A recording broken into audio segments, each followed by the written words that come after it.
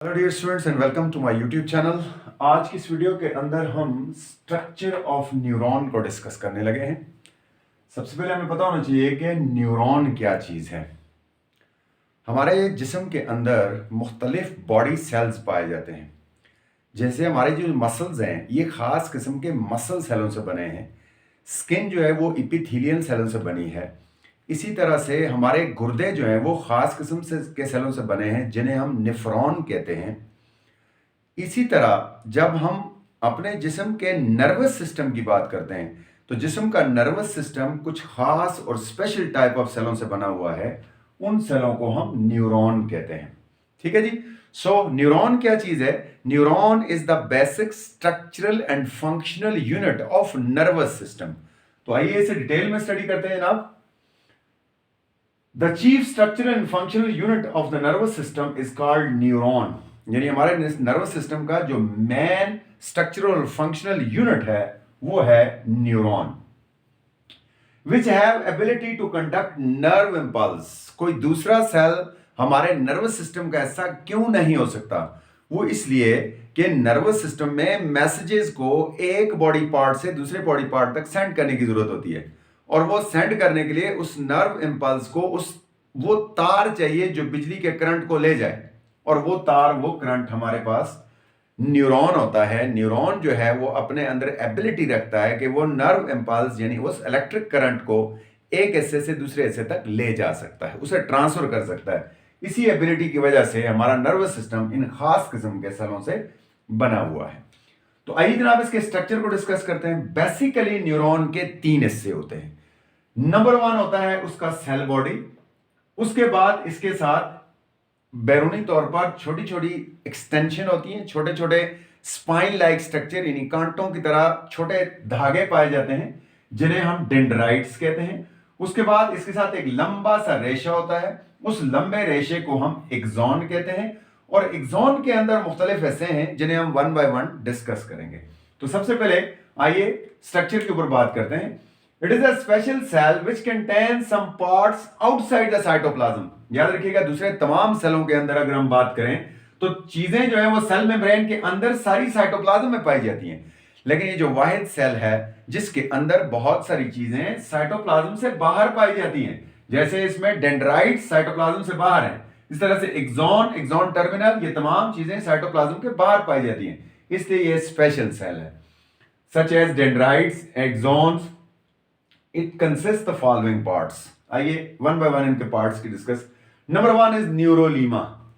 Cell के ऊपर cell membrane होती है, लेकिन जो नर्व सेल यानी न्यूरॉन की जो ऊपर सेल मेम्ब्रेन है उसे हम सेल मेम्ब्रेन नहीं कहते, उसके लिए स्पेशल नेम है, उसे हम कहते हैं neurolemma. The cell membrane of the neuron cell is known as is called neurolemma. उसके बाद अगली चीज है आप Soma.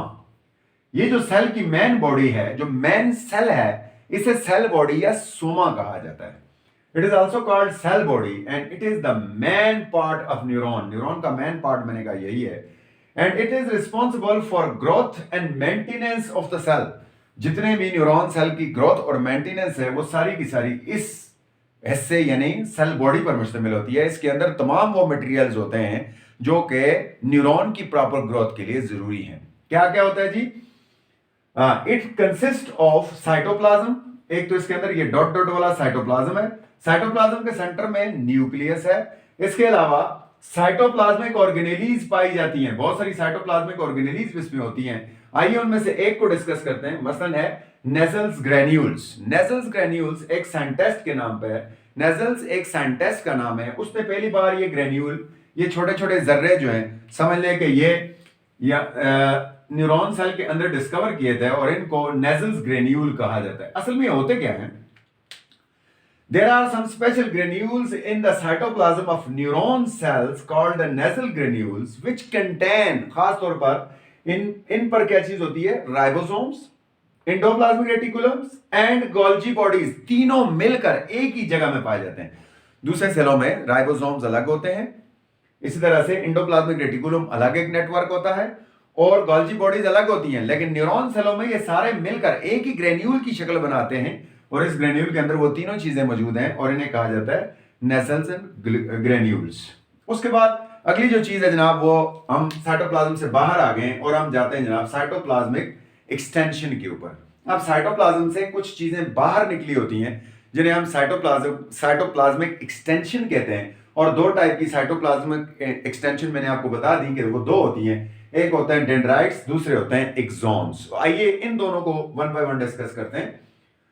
Some part of cytoplasm is found outside the cell membrane, mainly called dendrite and axons. कुछ चीजें साइटोप्लाज्म से बाहर पाई जाती हैं और इनको हम साइटोप्लाज्मिक एक्सटेंशन कहते हैं और ये डेंड्राइट और एक्सॉन होती है। मैं बेसिकली देखते हैं डेंड्राइट क्या है। Dendrite also known as the short fibers. Dendrite थोड़ा से देख लें, लंबाई में शॉर्ट हैं, इनको शॉर्ट फाइबर कहते हैं because they are always short, length में छोटे होते हैं, एंड वेरी थिन और बहुत पतले होते हैं, हैव मेनी ब्रांचेस, इनकी बहुत सारी शाखें होती हैं, so look like spiny appearance, बिल्कुल कांटे की तरह, स्पाइनी कांटे जैसे इसके ऊपर उगे हुए हैं, ठीक है, तो स्पाइनी अपीयरेंस जाहिर करते हैं, ये बिल्कुल कांटों की तरह दिखते हैं। फंक्शन क्या करते हैं? They receive information from receptors. मसलन मेरी उंगली के ऊपर कोई चोट लग गई, यहां से इंफॉर्मेशन को रिसीव करना, रिसेप्टर से इंफॉर्मेशन को रिसीव करना और उसे दिमाग तक ट्रांसफर करना, ये बेसिकली डेंड्राइट्स का काम है, या दूसरे न्यूरॉन तक ट्रांसफर करना डेंड्राइट्स का काम होता है। Receive the information from receptors and send them to the cell body. ये रिसीव करते हैं किसी भी जगह से और उसे सेल बॉडी यानी सेल का जो सेंट्रल पार्ट है वहां तक भेजते हैं और वहां से वो दिमाग तक भेजी जाती है। ये शॉर्ट सा था डेंड्राइट। इसमें से सबसे इंपॉर्टेंट जो चीज है वो है एक्सॉन। एक्सॉन एक लंबा सा रेशा है। It is a long thick and single fibre. ये एक लॉन्ग थिक और सिंगल फाइबर है, लंबा सा मोटा सा, और एक ही फाइबर है, स्पाइन नहीं है, इसमें बहुत सारे फाइबर नहीं है।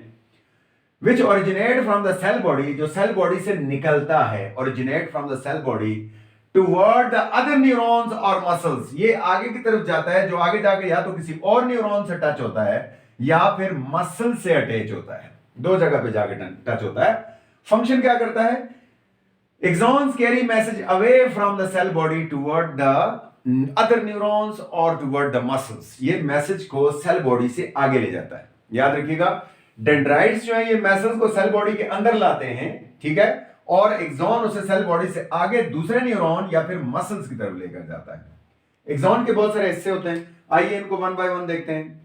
Parts of axon. Axon consist of the following parts. Number 1, Schwann cells. Axon के अंदर इस तरह के बहुत सारे छोटे छोटे सेल्स पाए जाते हैं और इन तमाम सेलों को कहा जाता है Schwann cells, क्योंकि ये भी एक साइंटिस्ट ने डिस्कवर किए थे जिसका नाम Schwann था। उसी के नाम के बेस के ऊपर आज हम इनको Schwann cells कहते हैं। ये स्पेशल टाइप सेल है। Axons are surrounded by special neuroglia cells called Schwann cells. ये खास में न्यूरोगिलिया सेल्स हैं, ठीक है, जो कि एक्सॉन जो इसके अंदर से रेशा जा रहा है उसको कवर किए होते हैं, इन्हें श्वान सेल्स कहते हैं। उसके बाद इसके भी ऊपर आप ब्लू कलर में देख रहे हैं एक और मैंने लेयर बनाई है, ये फैटी लेयर है, इसे कहते हैं माइलिन शीथ, ठीक है। Schwann cells are surrounded by a fatty layers called myelin sheath which insulate the axon. याद रखिएगा, ये घरों में बिजली की तार की तरह है। घरों में बिजली का तार अंदर नंगा तार होता है, उसके ऊपर प्लास्टिक लिपटा हुआ होता है, ठीक है, ताकि करंट बाहर ना निकल सके। बिल्कुल इसी तरह एक्सॉन के ऊपर ये जो माइलिन शीथ है ये उस प्लास्टिक वाली वायर के ऊपर प्लास्टिक का काम करती है, इंसुलेटर का काम करती है। ये इसमें से फ्लो करने वाले करंट को बाहर नहीं जाने देती, इसीलिए इनको कभी कभी माइलिनेटेड न्यूरॉन भी कहा जाता है, यानी उनके ऊपर माइलिन शीथ चढ़ी हुई होती है।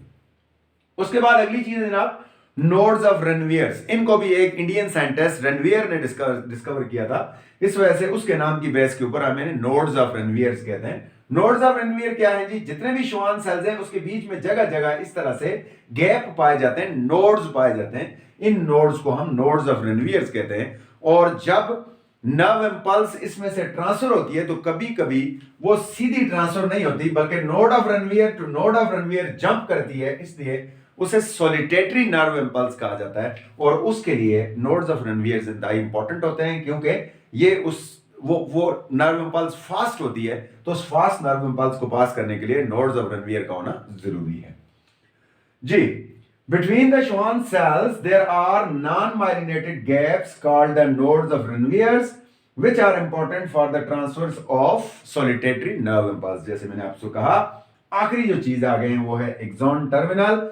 The last part of axon is called axon terminal which consist of terminal knobs. ये जो छोटी छोटी आपको गोल गोल सी चीजें नजर आ रही हैं, ये नोब कहलाते हैं। और नोब्स जो हैं वो अमूमन अगले न्यूरॉन के साथ टच होते हैं, अगले न्यूरॉन्स के डेंड्राइट्स के साथ टच होते हैं, और वहां से नर्व इंपल्स एक न्यूरॉन से दूसरे न्यूरॉन में ट्रांसफर होती है, या एक न्यूरॉन से अगले मसल सेलों के अंदर ट्रांसफर होती है, और इसको हम साइनेप्स कहते हैं। यानी एक्सॉन टर्मिनल जो होते हैं वो साइनेप करने में, यानी नर्व इंपल्स को एक न्यूरॉन से दूसरे न्यूरॉन में ट्रांसफर करने में हेल्प करती है। इंशाल्लाह साइनेप्स के टॉपिक को हम अगली वीडियो के अंदर पूरी डिटेल के साथ स्टडी करेंगे।